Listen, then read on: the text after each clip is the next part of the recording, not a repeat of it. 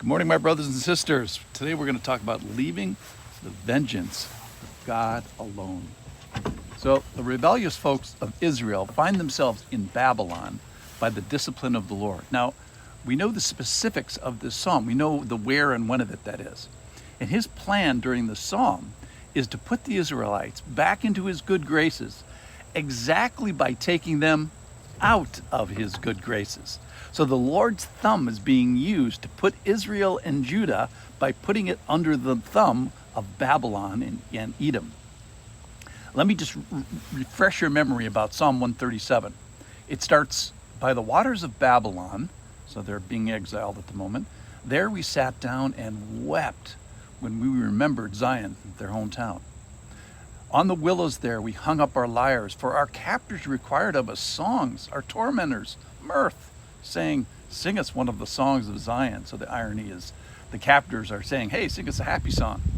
Verse 4, how shall we sing the Lord's song in a foreign land? It's a great question. And here, here in just a second, Psalm 137 is going to end with one of the strangest endings of any of the Psalms that we have looked at. And it calls for the punishment of the punishers, of the Babylonians, and even their children of the land. Now, this is not unknown in reference to Near East warfare. Here it is, verse 7. Remember, O Lord, against the Edomites the day of Jerusalem, and how they said, lay it bare, down to its foundations. O daughter of Babylon, doomed to be destroyed, blessed shall he be who repays you with what you have done to us, to Israel. Blessed shall he be who takes your little ones and dashes them against the rock. So here at the end of Psalm 137, this is a call by people to God to punish the pagan nations that reject him.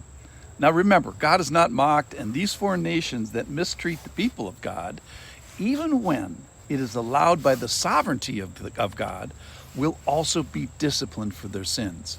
So God is going to use the sins of the Edomites and the sins of the Babylonians for the correction of his people. That is the Israelites in Judah. But God does not forget the sins of the Babylonians either. So the Babylonians are in a sovereignty sandwich. They're being used by the sovereignty of God, and they're also being accountable to the sovereignty of God. So the language of this jars the modern reader, and perhaps it is supposed to. It does give us an idea of a pain, or the category of pain that's being inflicted upon Israel in captivity and upon Israel as they were fought against and conquered and captured and exiled for about the 1,000 miles it is to Babylon. So God has promised justice for the world in a general sort of way, and for the evil ones of the world. In Habakkuk 2, verse 8, it says, because you have plundered many nations, all the remnant of the peoples shall plunder you. Verse 9, woe to him who gets evil gain for his house. So here in Psalm 137, similarly, we see this call to the Lord for exactly this kind of justice to befall Babylon, and they want it now. Lord, let the wicked, Babylon, experience your divine judgment now. So this is what's called in the business an imprecatory psalm. And it's not the only one. Psalm 7, oh, let the evil of the wicked come to an end, and may you establish the righteous. Psalm 135, let the destruction come upon the destroyer.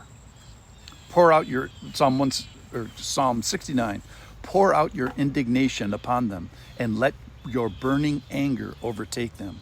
Psalm 183, let them be put to shame and dismayed forever. Let them perish in disgrace, that they may know you alone, whose name is the Lord, our Most High over all the earth. So this is kind of the classic call for an eye for an eye. And these are curses towards those who have mistreated, for sure, God's people. And also, here is God's hatred for sin and the abuse of his people. It's a call for bad things to happen to bad people. And yes, even their children. So let's pause for a second, just take a time out and say, well, what is the New Testament call? The psalm was written in an era of law and judgment.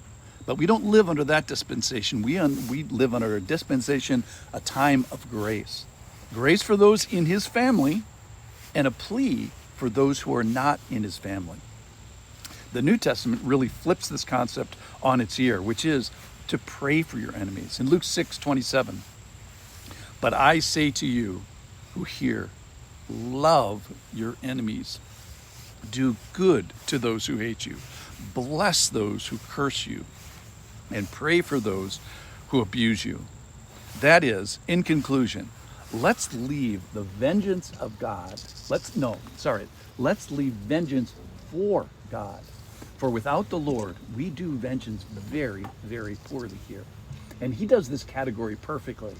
So let's stick to love and to doing good and for praying for our enemies and blessing those who curse us. Thanks for listening.